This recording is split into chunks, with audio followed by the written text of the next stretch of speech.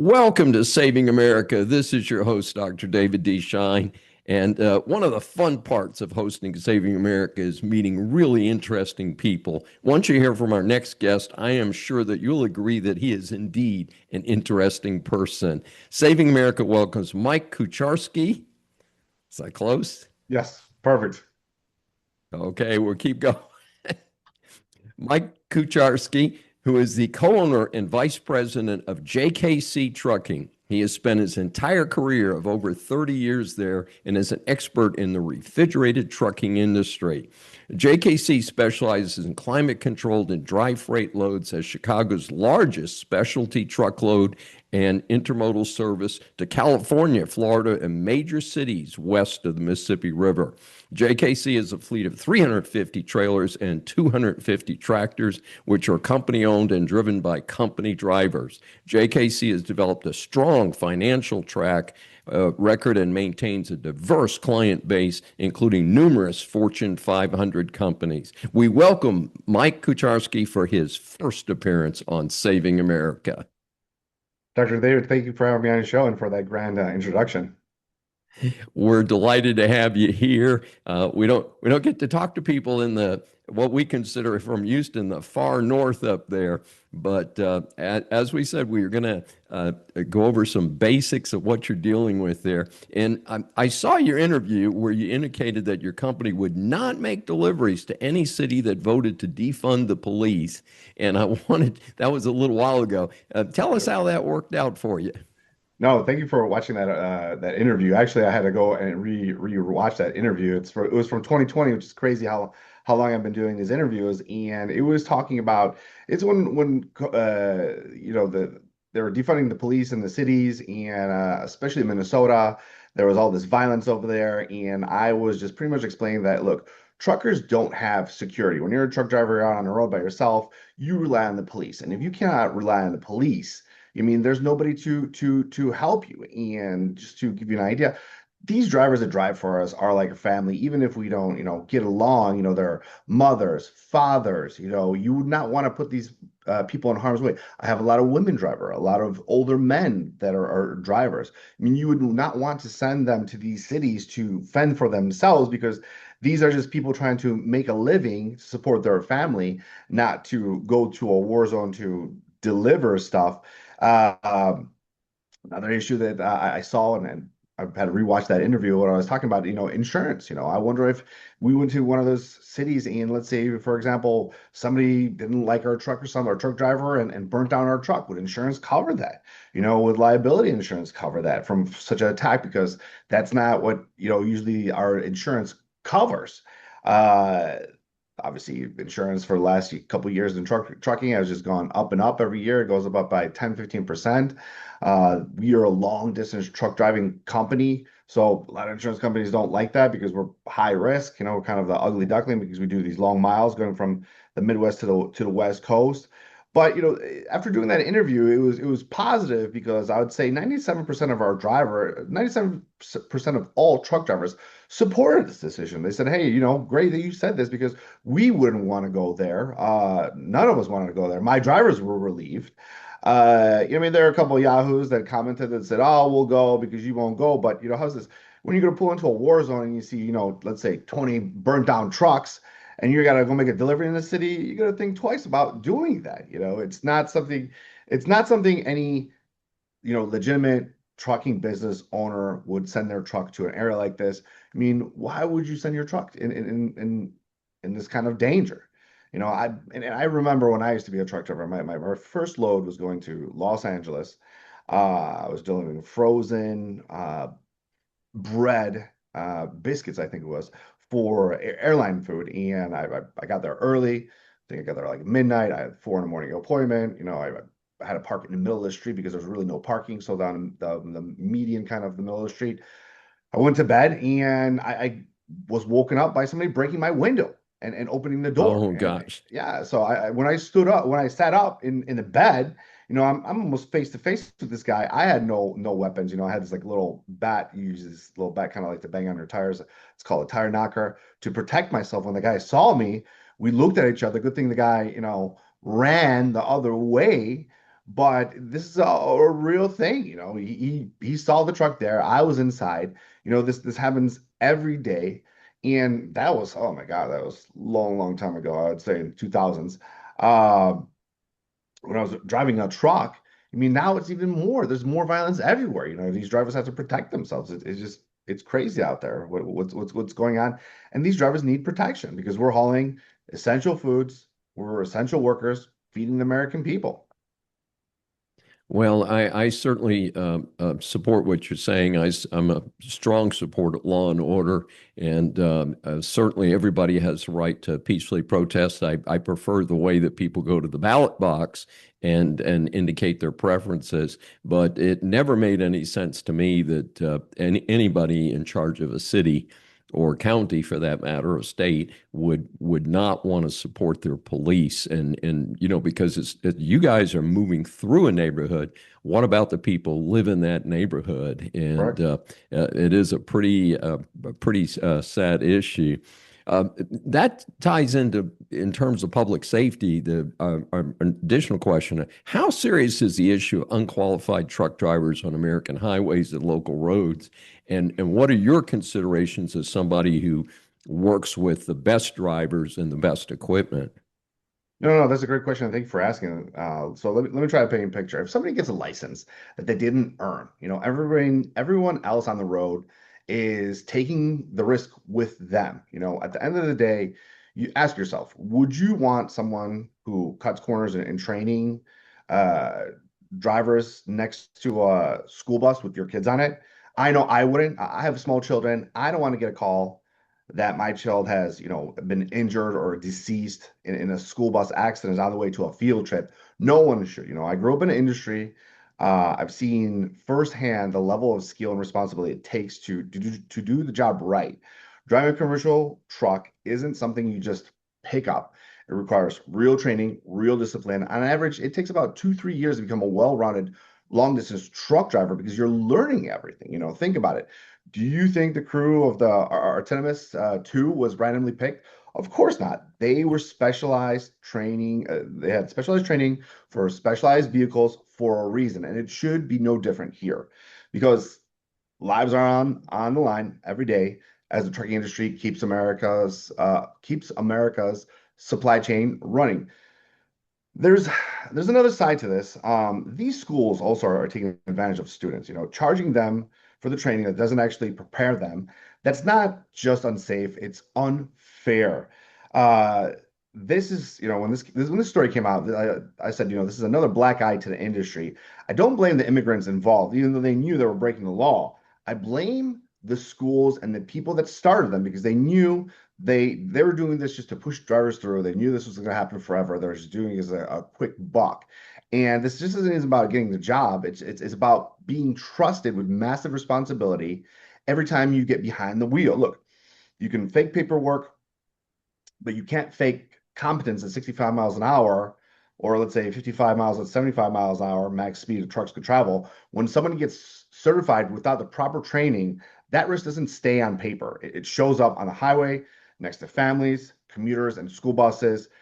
The positive thing here is that the enforcement weeds out bad actors, protects students from being taken advantage of, and raises the bar for the entire industry. But now we're backing up, and we have to do clean house by putting all these drivers on the road that shouldn't have been there in the first place. We had all these checks and balances, so this wouldn't happen, and it happened anyway. So now we have to redo the whole system to make sure that doesn't happen. Well, I understand that a number of driver's licenses, of CDLs, commercial driver's licenses, have been suspended by the Department of Transportation in an effort to clean things up a little bit.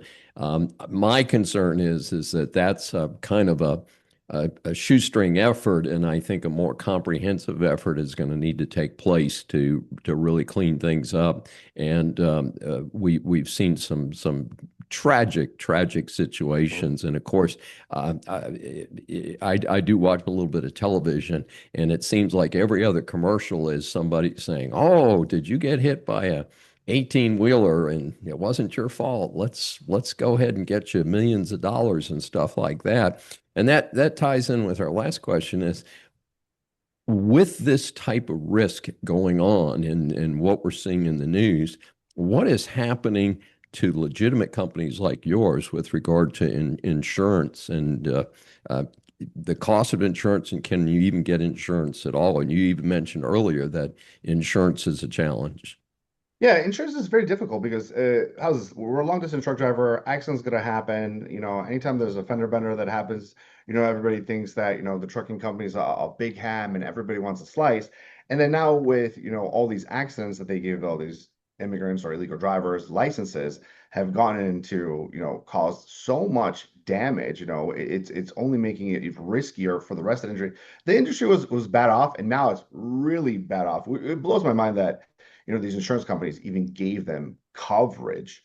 Hmm. Those are one of the people that I blame. They knew that these guys, didn't have the experience, had very, just started driving a truck, and they give them coverage, and we all have to pay for it. I give you an idea. Every year, my insurance goes up 10 to 15%.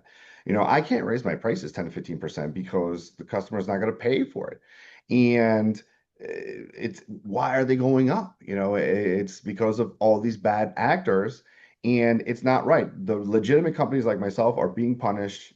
Drivers that have been in this for two, three generations are paying more, actually going out of business because our costs have gone up so much. It's completely unfair for legitimate operators like ourselves. How's this? I love what Texas is doing because they're investigating all this stuff, and I think I pray other states follow. Investigations like this is absolutely necessary. It's about protecting the American public and restoring the trust in the industry. The same standards should apply on our highways. This kind of enforcement sends a clear message. Number one, we need safety in our country, professionalism too, and a proper training is non-negotiable. I think in the long run, it'll be good for everyone. And of course, a lot of the recent focus has been on drivers who cannot speak English. And what I'm hearing is that even in some states that are viewed as maybe pro illegal immigration, that the state police are still, if they stop an 18-wheeler and the driver cannot speak with them sufficiently in English, still pulling them off the road. So I think that the word is getting out, and the insurance not only impacts your commercial industry like yourself, but being here in Houston, Texas, we have some ridiculous auto rates. To give you an idea of just speaking personally, I've been with the same insurance company for 30 years. I have a perfect driving record. I drive an older car, not a fancy car, and I'm paying over $2,000 a year for one vehicle. But part of that is the rollover from all of the different things that happen on the roads that we're talking about today. Is it does have an impact on each of us as consumers and as responsible business people. And like you, as speaking as an attorney, also, I hear about these unqualified drivers, and I think to myself, what company would want to have an unqualified driver behind a motorbike, much less a car or an 18-wheeler? I mean, what part of completely blowing the whole concept of understanding risk do these folks not get? Well, it's a little bit more complicated than that. Yeah, so they're bringing these drivers in, and what they're using them for is to undercut the low rates that we already have. Just to give you an idea, truck drivers are now still struggling with volume volatility. That means that, look, so after COVID, after everything shut down, we never recovered back to pre-COVID conditions with food. And so when volumes go down, rates go down, and the product goes to the lowest bidder. What happened is they brought these immigrants in from other countries. Let's say they were making like $20 a day. Now they're making $100 a day. They got their own truck, they're leasing, or they're going to buy one day, which is that kind of a fake promise to them. Probably do that for a separate interview, but they're there and they're even undercutting lower the American truckers rates because how's this?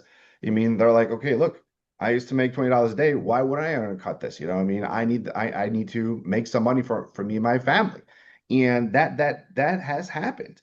They would undercut the truckers. Just to give you an idea, I want to say about 17 to 20,000 American trucking companies have gone out of business last year. They continue to go out of Wow. business. Yeah, this is a fact. You can Google it.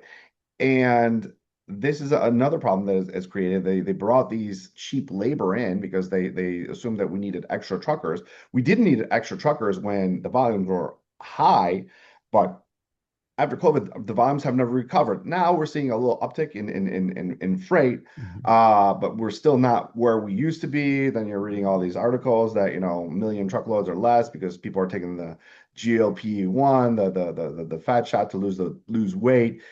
So it's not back to where we were. And then we had all this illegal competition coming in, and it knocked out generations of truckers because they undercut the rates. We just couldn't compete, and give you further idea, since COVID, all our rates have skyrocketed for parts, trucks, everything's gone up, and stayed up. Now we got the fuel, it's ridiculous, up there because of the war, and the rates are down. So how are you supposed to make any money in this, in this market? I mean, the best scenario is to break even, but how long could you keep that going? And then now with these rates with the fuel being so high, I mean, we're teetering in the red because, to give you an idea, when the fuel goes up this much, we pay $70,000 extra on top of the hundreds of thousands of dollars we pay a week for diesel. That's, to give you an idea, a rough estimate, $300,000 extra a month. We're not making that money. Um, right now, rates are, as volumes are going slowly up in the right direction. I hope they stay up and they continue going up that way. And when volumes go up, rates go up. And how's this? All the truckers need it because we are dying. We've been beaten up since COVID, beaten up since these, skyrocketing costs, and then now beating up by these truckers, which is still, mind-boggling that this even happened in this country. Yeah, we're holding on for dear life. We're all we has is hope, and the hope is a Hail Mary. Well, I'm hoping for you as well as for all the remaining American consumers that we do see a break in fuel costs soon. How can our audience get more information about you, Mike, and your company? Yeah, you could go to jkctrucking.com, or if you're looking for a career change, looking for a truck driver job to travel different states and make money, you could go to jobs@jkctrucking.com. And then we also have a number, emails, multiple contacts on our website. Sounds like a winner. Thanks so much. This is Dr. David D. Schein for Saving America. Thanks for joining us. We really appreciate your feedback and concerns. And remember, you can always like, comment, and subscribe right below. And if you've got any ideas for a specific episode or topic, be sure to let us know in the comments. And we generally not only read all the comments, we try and take action based on them. And you can also see us at our website, drdavesavesamerica.com.